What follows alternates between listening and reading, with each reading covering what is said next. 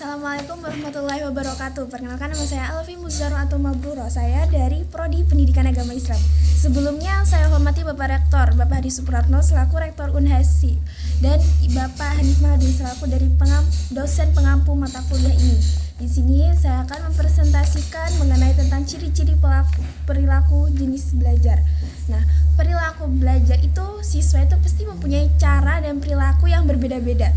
Kadang nggak semua guru tuh bisa memahami perilaku tersebut. Karena apa? Cara orang berpikir aja, cara kita mudah memahami aja berbeda. Misal ada seorang siswa yang lebih mudah memahami pelajaran dengan cara dia membaca. Ada seorang siswa yang lebih mudah memahami pelajaran secara dia mendengarkan. Sedangkan jadi hal itu tuh sangat banyak sekali perilaku yang harus bisa dipahami oleh seorang pengajar, seorang guru, karena hal itu bisa memudahkan seorang guru untuk mengajar siswa tersebut. Semakin kita paham tentang siswa kita, semakin kita mudah cara mengajarnya.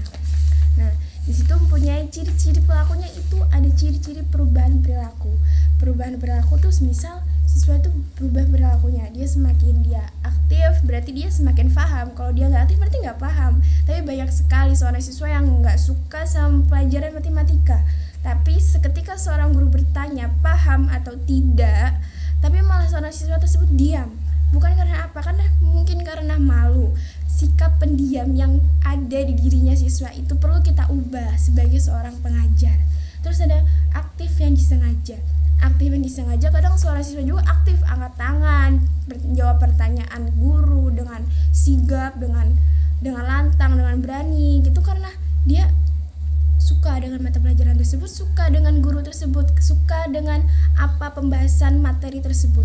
Tergantung guru bisa merangkul siswa-siswanya atau tidak. Karena rangkulan bareng-bareng, ayo maju bareng-bareng itu sangat dibutuhkan sekali dari seorang guru. Itu ada penguatan itu sendiri, penguatan yang harus dicetak oleh guru sendiri. Karena apa? Semakin guru itu tuh mempunyai penguatan, misal guru itu memberi motivasi, memberi misal kalau kalian mendapatkan juara 1, maka kalian akan mendapatkan ini. Misal guru akan memberi jajan, itu semakin membuat seorang siswa semakin antusias, semakin excited seperti itu. Terus ada program, guru juga mempunyai program, misal program hari Senin sampai Selasa. Program tersebut dilakukan oleh guru. Programnya seperti praktik secara langsung agar seorang siswa itu benar-benar paham, bukan sekedar bu paham, bukan sekedar gitu doang, tapi harus diterapkan secara terus-menerus. Terus ada perwujudan perilaku tuh secara berpikirnya seorang siswa itu semakin bagus, semakin dia bisa lebih aktif. Itu cara berpikirnya kelihatan ketika dia mengalami perubahan sikap itu ketika dia melihat orang yang lebih tua saliman, itu berarti sikapnya dia tuh udah berubah untuk yang lebih baik dari sebelumnya. Keterampilan, karena apa? Keterampilan seorang siswa itu berbeda-beda. Nggak semua siswa itu suka menggambar. Contoh saya jujur saya nggak suka menggambar. Jadi kalau sampai semua lihat gambaran saya kayak gini, ya malah saya nggak suka menggambar. Jadi saya sebisanya saya berusaha untuk, karena ini saya dituntut tugas saya dituntut untuk menggambar, jadi udah gimana lagi, jadi saya menggambar karena tuntutan, tapi saya lakukan ini dengan tulus, dengan ikhlas, karena tanggung jawab saya, karena saya paham tentang arti tanggung jawab sendiri. Terus di sini ada jenis-jenis belajar itu seperti untuk perubahan. Belajar itu sering kita lakukan untuk perubahan hidup, karena semua orang ingin berubah dari hidupnya untuk lebih baik. Nggak cuma 1-2 orang, karena kita berlomba-lomba untuk berubah, mewujudkan cita-citanya. Itu suatu perubahan yang harus diterapkan di Indonesia ini agar tercetaknya generasi-generasi yang bisa mengubah kedepannya bangsa Indonesia yang lebih baik dan lebih bagus. Terus ada perubahan cara usaha.